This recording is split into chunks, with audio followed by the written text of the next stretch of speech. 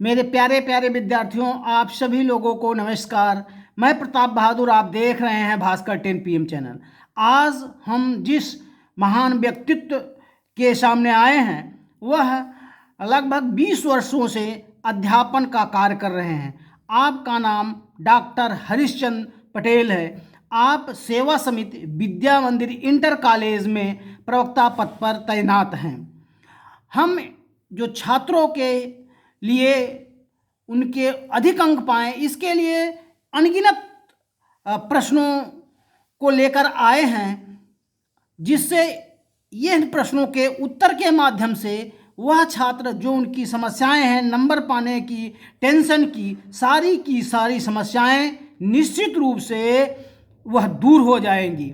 अब हम डॉक्टर साहब से क्रमागत प्रश्न पूछते हैं। इसमें से पहला प्रश्न है कि आप डॉक्टर साहब, आप कितने वर्षों से कॉपी जांच रहे हैं और कब आप अधिकतम नंबर देते हैं और कब आप फेल कर देते हैं? मैं डॉक्टर हरिश्चंद्र पटेल, शारीरिक शिक्षा प्रवक्ता, सेवा समिति विद्या मंदिर इंटर कॉलेज प्रयागराज।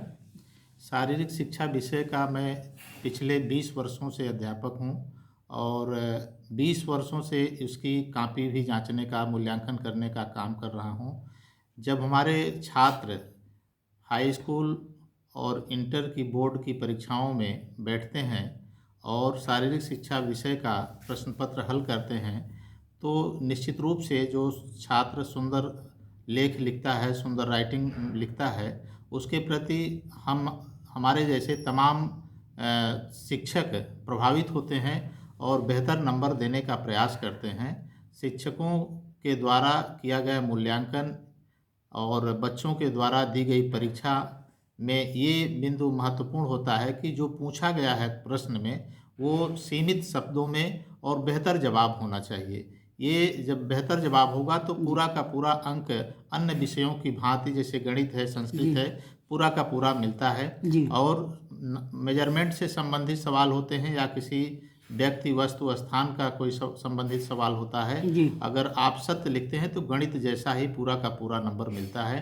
किसी भी छात्र को शारीरिक शिक्षा में कभी भी फेल नहीं किया जा सकता, क्योंकि सैद्धांतिक परीक्षा में वह कितना प्रश्नों का उत्तर देता है ये तो ध्यान में रखा ही जाता है। इसके साथ साथ यह भी रखा जाता है कि अगर छात्र स्कूल आता है, जाता है और वहाँ की एक्टिविटीज में भाग लेता है तो वो कभी भी प्रयोगात्मक परीक्षा या थ्योरी की परीक्षा में फेल नहीं किया जा सकता है और प्रैक्टिकल में उसे कम से कम 50% नंबर तो दिया ही जाता है और जिसके कारण वो पास हो जाता है, फेल कभी नहीं होता है। जैसा कि आप सब जानते हैं कि शारीरिक शिक्षा विषय अनिवार्य रूप से 2005 से लागू है और उस विषय में जो छात्र फेल हो जाता है वो चाहे सभी विषयों में पास हो लेकिन फेल ही माना जाता है। सर, अगला प्रश्न है कि आपके पढ़ाए हुए छात्र क्या जीवन में सफल हुए हैं और वो कहाँ कहाँ किस पद पर है? यदि कुछ याद हो तो बताएं।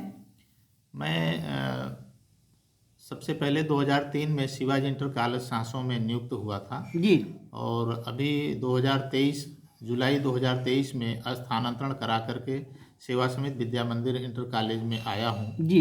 और इस दौरान शिवाजी इंटर कॉलेज के 120 ऐसे खिलाड़ी रहे जो प्रदेश स्तर की प्रतियोगिताओं में भाग लिए। बहुत अच्छा सर। और 26 ऐसे राष्ट्रीय स्तर के खिलाड़ी हुए जिन्होंने नेशनल प्रतियोगिताओं में प्रतिभाग किया। तो इस तरीके से खेल के प्रति जहां एक तरफ हमारा पूरा समर्पण रहा और वहीं अपने बच्चों को, शिष्यों को तराश करके उन्हें उनकी योग्यता के अनुसार जिला, मंडल, प्रदेश और राष्ट्रीय स्तर पर प्रतिभाग कराने का अवसर मिला। तो ये मेरे लिए बहुत ही सुकून भरा है कि मैं अपने जीवन में शारीरिक शिक्षा के विषय का अध्यापक रहा और खेल कूद में बच्चों को बेहतर शिक्षण प्रदान करके, बेहतर तकनीक बता करके उनको आगे बढ़ाने का मुझे अवसर मिला। तो मैं ये कहना चाहूँगा कि हमारे कई बच्चे उत्तर प्रदेश पुलिस विभाग में कार्यरत हैं और कुछ बच्चे बीटेक करके अन्य रोजगार में जुड़े हुए हैं और अन्य नौकरियां भी कर रहे हैं और बहुत ही अच्छा रहा। विशेष रूप से जो हमारी छात्राएं रहीं, बालिकाएं रहीं, उन्होंने जी। शिक्षक की लाइन में आने के लिए खेलों में तो जो भाग लिया और बेहतर प्रदर्शन किया, जी। उसके बदौलत उन लोगों ने शारीरिक शिक्षा से संबंधित बीपीएड और एमपीएड करके उत्तर प्रदेश के हाई स्कूल, इंटर में तमाम विद्यालयों में अध्यापक बनी हुई हैं। ये हमारे लिए बहुत ही उत्साहजनक बात है। जी, बहुत बहुत धन्यवाद सर। जो है आपके विषय में कौन कौन से चैप्टर महत्वपूर्ण हैं? हाँ, निश्चित रूप से शारीरिक शिक्षा एक ऐसा विषय है जिसमें कई विषयों का मिश्रण होता है। जी। और जब हम उन्हें पढ़ते और पढ़ाते हैं जी। तो इतिहास से लेकर के आधुनिक जानकारी, जो देश में कार्य गतिविधियाँ चल रही हैं, जी। इन सब के बारे में हमको जानकारी मिलती है। जी। और चाहे वो प्राचीन इतिहास विभाग शारीरिक शिक्षा का हो, चाहे बालक के ग्रोथ एंड डेवलपमेंट से संबंधित हो, जी। और स्पोर्ट्स से संबंधित हो, जितने भी प्रकार के खेल होते हैं, वो चाहे राष्ट्रीय स्तर के हों चाहे अंतर्राष्ट्रीय स्तर के हों, उन सब खेलों की जानकारी शारीरिक शिक्षा के माध्यम से बच्चों को दी जाती है और उनका एक तरीके से सामान्य ज्ञान बहुत मजबूत हो जाता है जी। अन्य विषयों के साथ में। क्योंकि हमने देखा है कि इतिहास की बहुत सारी जानकारी जब हमको मिलती है जी। और बाद में इतिहास जो बच्चे पढ़ते हैं तो उसमें देखते हैं कि वहाँ पर भी उस तरह की जानकारी दी जा रही है। इसी तरीके से कई सब्जेक्ट, वो चाहे साइंस का विषय हो, जब हमारे यहाँ लीवर का प्रयोग किया जाता है और उत्तोलक से संबंधित चीज़ें पढ़ाई जाती हैं, जी। तो फिजिक्स से मिली जुली जानकारी आती है। गणित के भी कई चैप्टर होते हैं जो स्टैटिक्स शारीरिक शिक्षा में पढ़ाई जाती है, तो वो गणित की तरह ही उसको हल करना होता है। उसमें उसी तरीके से पूरे के पूरे उत्तर सही होने पर नंबर भी मिलते हैं। जी। तो शारीरिक शिक्षा बहुत ही प्रोत्साहित करने वाला विषय है। मैं ये कहूँगा कि आगे आने वाले दिनों में बच्चे निर्भीक होकर के शारीरिक शिक्षा की पढ़ाई पढ़ें और खेलकूद के क्षेत्र में प्रदेश और राष्ट्रीय स्तर, अंतर्राष्ट्रीय स्तर पर अपने परिवार का, समाज का, देश का नाम रोशन करें और शिक्षक लाइन में आकर के उसकी ट्रेनिंग लेकर के बीपीएड एमपीएड करके शिक्षक बन करके देश की सेवा भी करें, समाज की सेवा भी करें। जी। जी। पिछले 5 वर्ष का पेपर सॉल्व करने के फायदे हैं या नहीं? बिल्कुल, निश्चित रूप से हमें पुराने प्रश्न पत्रों को हल करना चाहिए। वो चाहे 5 साल के हों, 10 साल के हों, जितने भी वर्षों के प्रश्न पत्र पुराने आपको मिल जाएं, उनको हल करना चाहिए। इससे बालक की अपनी तैयारी का पता चलता है कि वो कितना तैयार है अपनी बोर्ड परीक्षा के लिए और कितना बेहतर प्रदर्शन कर सकता है। तो निश्चित रूप से पुराने प्रश्न पत्रों को हल करने का लाभ हमें मिलता है। उससे संबंधित कई प्रश्न भी आगे आने वाली परीक्षाओं में आते हैं जो हमारी सहायता करते हैं। जी, बहुत अच्छा सर। ये कठिन प्रश्न पहले हल करें या सरल? अगर सरल करें तो क्यों पहले करें?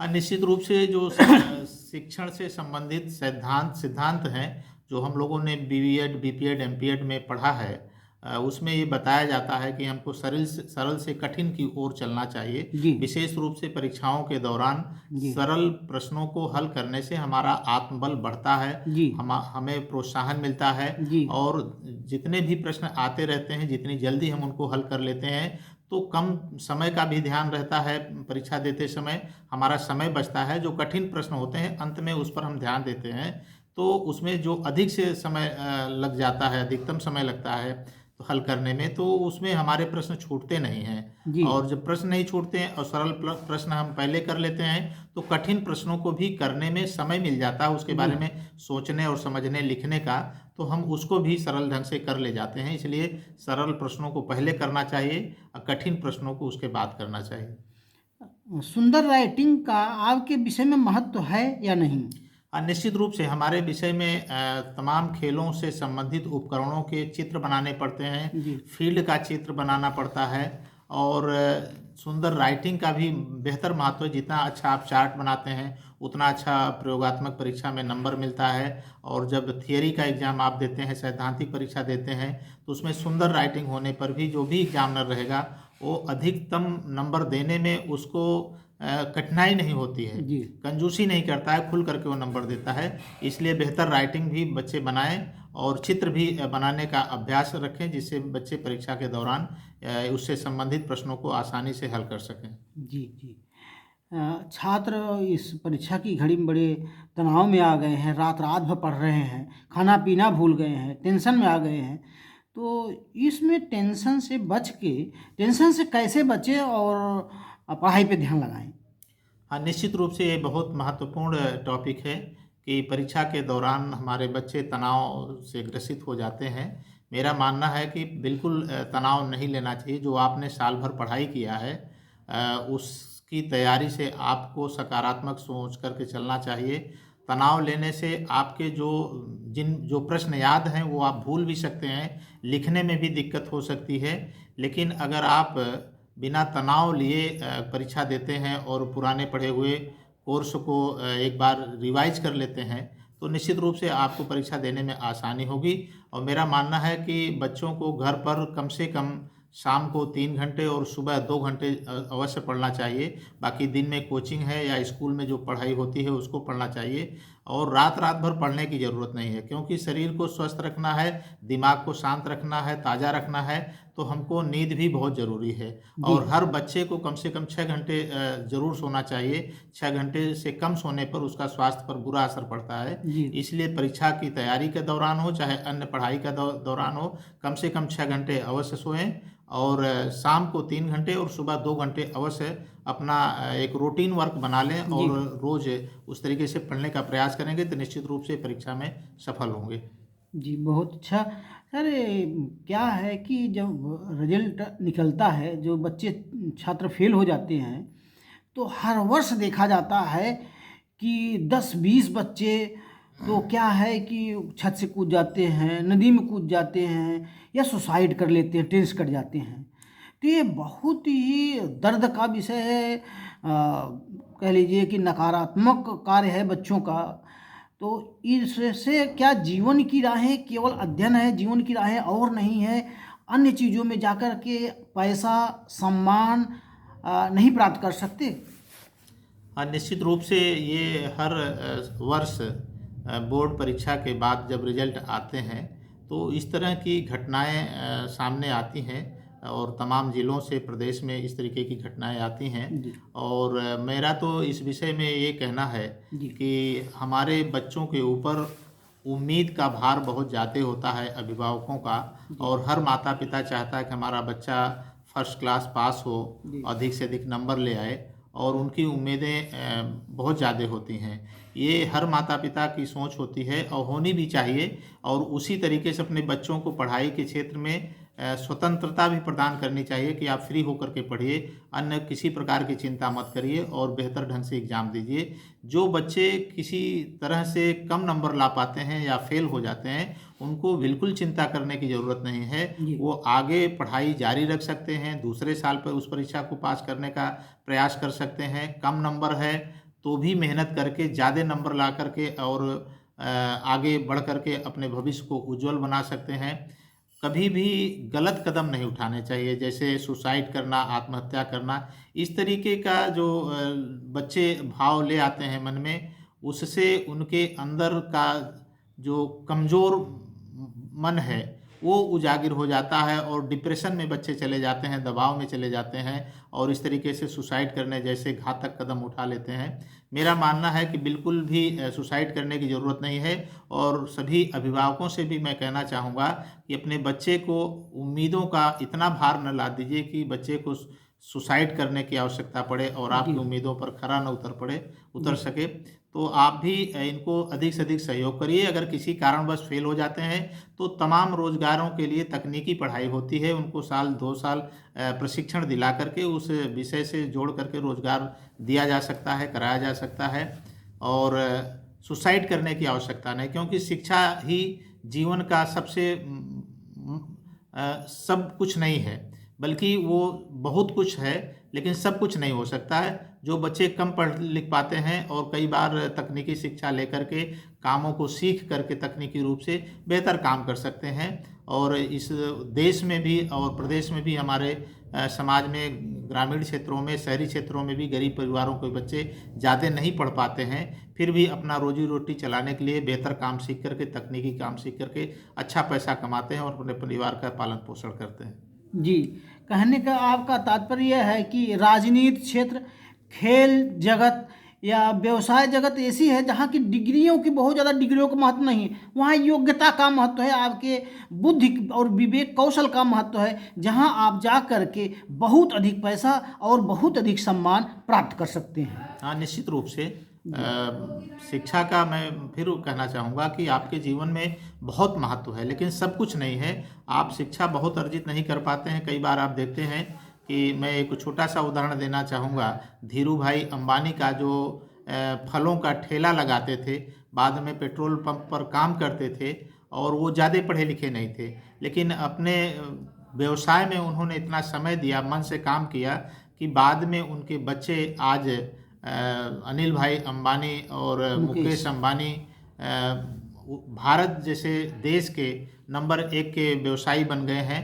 तो शिक्षा वहाँ पर ज़रूरी तो थी, लेकिन अगर नहीं पढ़ सके, नहीं कुछ कर सके, तो व्यवसाय पर उन्होंने शिक्षा में जो समय देना चाहिए था वो व्यवसाय में समय दिया और आज देश के बड़े बड़े व्यवसायी के रूप में उनको देश जानता है, विश्व जानता है। तो हम बच्चों से भी यही कहना चाहेंगे कि शिक्षा अगर बेहतर नहीं मिल पाई किसी कारणवश या आप पढ़ने में कमज़ोर रहे, तो व्यवसाय की तरफ ध्यान देना चाहिए और कारीगर का काम सीख करके, किसी भी तरीके के काम को सीख करके अपने परिवार का पालन पोषण कर सकते हैं और अपनी आजीविका चला सकते हैं। बहुत अच्छा सर। आपके विषय का दैनिक जीवन में क्या लाभ है या और क्या महत्व है, उससे कुछ लाभ भी है और या कुछ महत्व है या नहीं? निश्चित रूप से शारीरिक शिक्षा एवं खेल कूद का व्यक्ति के दैनिक जीवन में बहुत महत्व है और सुबह से लेकर के शाम तक जो एक्टिविटीज़ आप हमारे बच्चे करते हैं, सुबह उठना, और हम लोग शिक्षण के दौरान ये बताते भी हैं कि बच्चे को सुबह 5 बजे उठ जाना चाहिए और दैनिक क्रिया से निवृत्त होकर के थोड़ा सा वॉकिंग करना चाहिए या दौड़ना चाहिए, एक्सरसाइज करना चाहिए, शरीर को फ्रेश रखना चाहिए और जो दैनिक क्रिया हैं उनको भी करके अपने शरीर को साफ सुथरा रखना चाहिए। तो निश्चित रूप से शारीरिक शिक्षा का व्यक्ति के जीवन में, बालक के जीवन में बहुत महत्वपूर्ण योगदान है।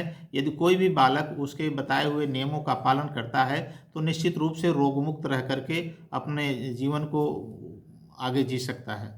जी, बहुत बहुत धन्यवाद। आपके कहने का तात्पर्य यह है कि अगर वह खेल में बहुत आगे है तो उससे आर्थिक लाभ भी है, वह खेल का प्रशिक्षक बन सकता है अनगिनत संस्थानों में, और इसका आर्थिक लाभ, यह लाभ है। और महत्व की जहाँ बात है, वह स्वस्थ रहेगा, तंदुरुस्ती ही हजार नियामत है। तो बहुत अच्छा डॉक्टर साहब, बहुत बहुत धन्यवाद आपको इस बात से जो आपने प्रश्नों का उत्तर दिया। इससे छात्रों को निश्चित रूप से बहुत लाभ होगा और यह सुन करके उनको बहुत संतुष्टि होगी। आपको सत सत नमन। नमस्कार।